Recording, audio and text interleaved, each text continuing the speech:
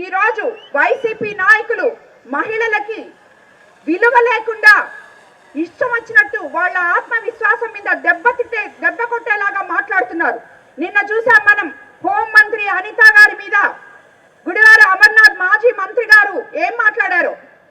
ఆయనకి నేను already counter ఇచ్చాను. ఇలా మాట్లాడడం తగదు. మా నియోజకవర్గంలో కూడా ఒకడున్నాడు ఇట్లాగా మాట్లాడేవాడు. మీ రాజకీయ నాయకులు ఏ రోజైతే మహిళకి మీరు మర్యాదిస్తారో ఆ రోజే మీకు రాజకీయాల్లో ఉండే అర్హత ఉంది. లేదంటే మా మహిళలు మిమ్మల్ని తరిమి కొడతారు. ప్రతి కాన్స్టిట్యున్సీలో మహిళా మనులు ఉంటారు అని చెప్పి నేను చెప్పడం జరిగింది. అది నేను చెప్పిన పక్క రోజే ఇక్కడ మన కాన్స్టిట్యున్సీలో ఈ రోజు ఒక పిచ్చోళ్ళు మాట్లాడినట్టు ఒక మెంటల్ భాష తీసుకొని సోమిరెడ్డి ప్రశాంతమ్మ మీ ఆయన వేమిరెడ్డి ప్రభాకర్ రెడ్డి గారి అభివృద్ధి చేశారు చూడమ్మా అని చెప్పాడు. వాళ్ళకి పిచ్చి అనుకోవాలా చాదస్తం అనుకోవాలా నాకు అర్థం కావట్లేదు. అతనికి మతి భ్రమించి మాట్లాడుతున్నాడు, మదమెక్కి మాట్లాడుతున్నాడు. ఎందుకంటే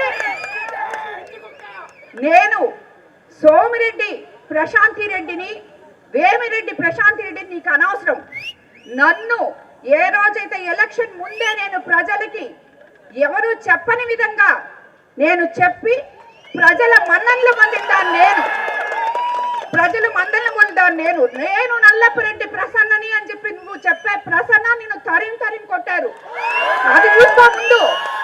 ఎవరైతే ఏంటి ప్రజలకి సేవ చేయడానికి నేను 2 కుటుంబాలకి గౌరవం తెచ్చిన ఆడబిడ్డని నేను.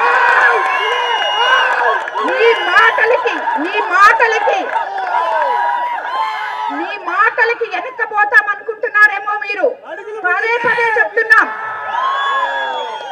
ఇలా మాట్లాడితే వెనకడుగేసేది లేదు, నిన్ను వదిలిపెట్టేది లేదు.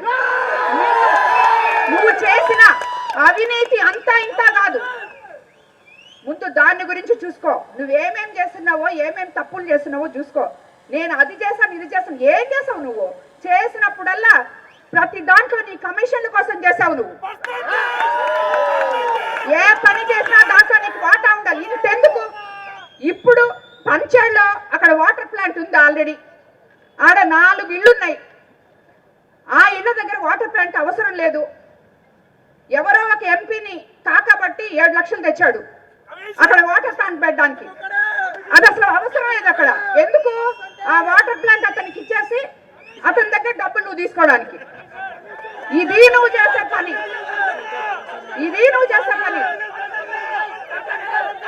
ఈ రోజు నీ దగ్గర ఉన్న ప్రతి నాయకుడు నా దగ్గరకు వచ్చి చెప్తున్నారు, అమ్మా నువ్వు ఎప్పుడు మమ్మల్ని చేర్చుకుంటావు?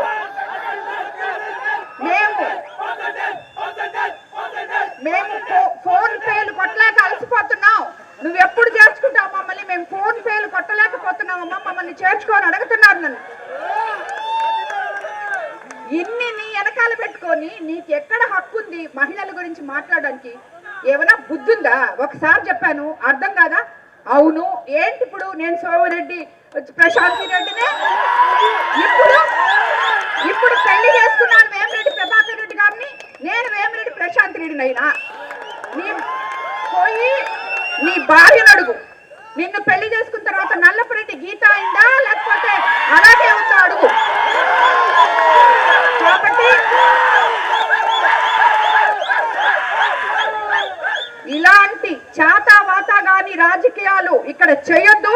నీ చరిత్ర అయిపోయింది. ప్రసన్నానికి ఇప్పుడే చెప్తున్నా, మళ్ళీ నిన్ను ఈ కోవూరు మహిళలు తరిమి కొడతారు. నీకుగా ఒక్క ఓటు వేయరు.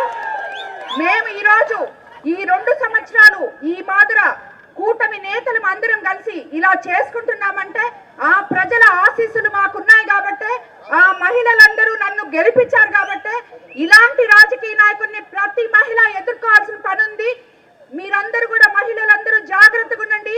ఇలాంటి వాళ్ళు మన దరిదాపులకి ఓటు అడగడానికి కూడా రానివ్వకండి అని చెప్పి నేను ఏ ఒక్క రాజకీయ నాయకుడైతే మహిళను విమర్శిస్తాడో ఆ రాజకీయ నాయకుడికి ఓటు హక్కు లేదు, ఓటు అడిగే హక్కు లేదు మహిళ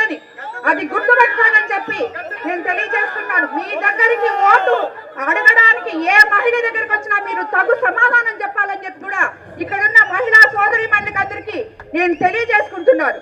ఈరోజు